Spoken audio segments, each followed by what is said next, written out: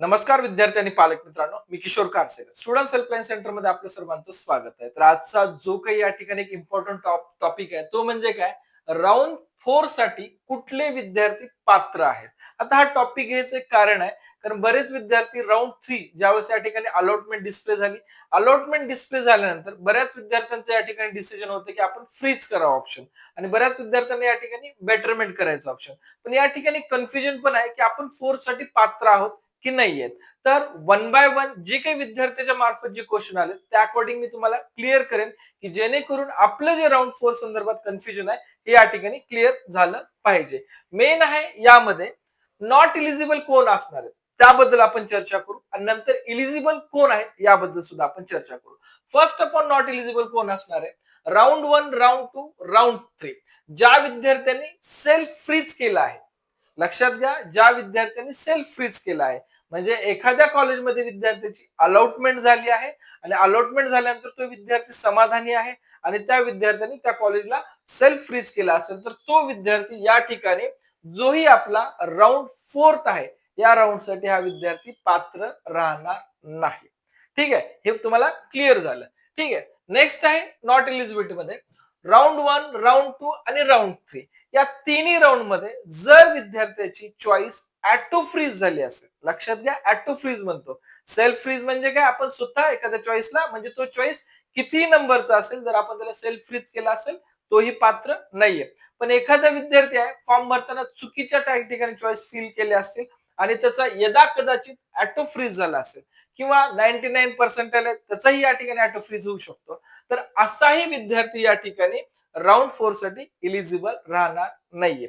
Main clear करेन, round 1 मध्ये first choice, round 2 मध्ये फर्स्ट 3 चॉईस आणि राऊंड 3 मध्ये या ठिकाणी फर्स्ट 6 चॉईस. यामध्ये एखाद्या विद्यार्थ्याची अलॉटमेंट या ठिकाणी झाली असेल तर त्याला बाय डिफॉल्ट त्याचा ऑप्शन ऑटो फ्रीज झाला आहे आणि त्याला पुढील जे काही ऍडमिशन शेड्यूल डेट, म्हणजे आपण आता ग्राह्य धरू 28 पर्यंत मिळालेल्या कॉलेजमध्ये ऍडमिशन करणं या ठिकाणी बंधनकारकच राहणार आहे. नसेल तर त्याची सीट या ठिकाणी निघून जाईल. ठीक आहे, तर नॉट इलिजिबल मधले याही विद्यार्थी काय, हे ऑटो फ्रीज, सेल्फ फ्रीज हे दोन्ही विद्यार्थी या ठिकाणी इलिजिबल राहणार नाहीत फॉर 4th राऊंड साठी. मेनली बरेच असे विद्यार्थी आहेत की या ठिकाणी राऊंड 1, राऊंड 2, राऊंड 3 या तिन्ही राऊंडची या ठिकाणी अलॉटमेंट पाहिली आहे आणि 2026 मध्ये असं पहिल्यांदाच झाले की खूप मोठ्या प्रमाणात अजूनही विद्यार्थी या ठिकाणी नॉट अलाउटेडच या ठिकाणी दिसून येत आहेत. तर अशा विद्यार्थ्यांना या ठिकाणी पुढील जे काही प्रोसेस आहे आपली स्पॉट राऊंड अथवा मॅनेजमेंट कोटा या दोन्हीसाठी जायचं असेल तर आपण जस्ट निव्वळ शुल्लक कॉस्ट मध्ये 200 रुपये मध्ये आपण या ठिकाणी स्पॉट राऊंडचे ज्याही इन्फॉर्मेशन आहेत, जेही कॉलेजेस आहेत नियर अबो महाराष्ट्रातील टॉप 15 कॉलेजचे आपण इन्फॉर्मेशन प्रोव्हाइड करणार आहेत की त्यामध्ये राऊंड केव्हा होणार आहेत, ऑफलाईन असणार आहेत की ऑनलाईन असणार आहेत, फॉर्म कशा पद्धतीने भरायचा आहे, या सर्व इन्फॉर्मेशन आपल्याला या ग्रुपवरती आम्ही उपलब्ध करून देत आहोत. सोबतच स्पॉट राऊंड सोबत ज्याही विद्यार्थ्याला मॅनेजमेंट कोट्यातून ऍडमिशन करायचंय असे विद्यार्थी जे स्क्रीनवरती नंबर दिसत आहेत त्या नंबरवरती कॉन्टॅक्ट करू शकतात किंवा डायरेक्टली आपले जे काही ऑफिस आहेत, पुण्यामध्ये 2 ऑफिस आहेत आणि लातूरमध्ये एक आहे, या ठिकाणी आपण येऊन फिजिकली व्हिजिट सुद्धा करू शकतात. अगोदर पूर्ण माहिती घ्या आणि मग आपलं डिसिजन ठरवा की आपल्याला ए कॅबला जायचंय की आधी स्पॉट राऊंडला जायचंय. ठीक आहे, तर मेनली महत्वाची गोष्ट जी काही स्पॉट राऊंडचे ग्रुप आहेत या ग्रुपच्या लिंक आपण डिस्क्रिप्शन मध्ये दिलात. ज्यांना जॉईन करायचं त्यांनी रिक्वेस्ट पाठवा. रिक्वेस्ट पाठवल्यानंतर आपला क्यूआर कोड येईल. क्यूआर कोड वरती आपण 200 पेड केल्यानंतर आपल्याला या ग्रुपमध्ये ऍड करून घेतलं जाणार आहे. ठीक आहे, मेन आहे इलिजिबिलिटी. आता इलिजिबल कोण असणार आहेत विद्यार्थी, हे सर्वात महत्वाचा पॉइंट आहे. कारण बऱ्याच विद्यार्थी राऊंड 1 झाला आहे, राऊंड 2 पण झाला आहे, राऊंड 1 मध्ये जे कॉलेज मिळालं आहे तेच राऊंड 2 ला पण राहिलं. आता राऊंड 3 मध्ये पण पार्टिसिपेशन घेतलं आहे, पण राऊंड 3 ला सुद्धा काही चेंजेस झाले नाहीयेत. मग मी 4थ्या राऊंडला जाऊ किंवा न जाऊ हा सुद्धा विद्यार्थ्यांना प्रश्न पडला आहे.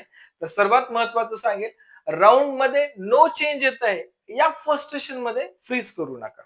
कारण आपण आज जरी फ्रीज केलात तरी आपलं कॉलेज हे राऊंड 4 नंतरच चालू राहणार आहे किंवा चालू होणार आहे. त्यामुळे घाई गडबड करण्यात अर्थ नाहीये.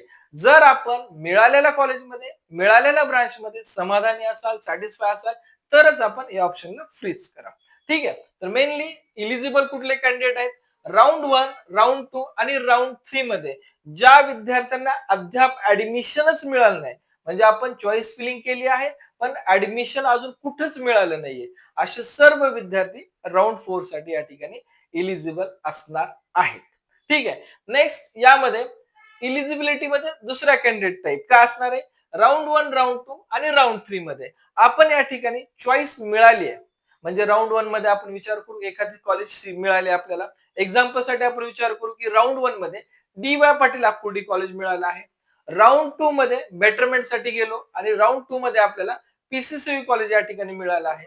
आणि आपण राउंड 3 साठी जातोय त्या ठिकाणी आपल्याला व्हीआयटी कॉलेज मिळालं आहे.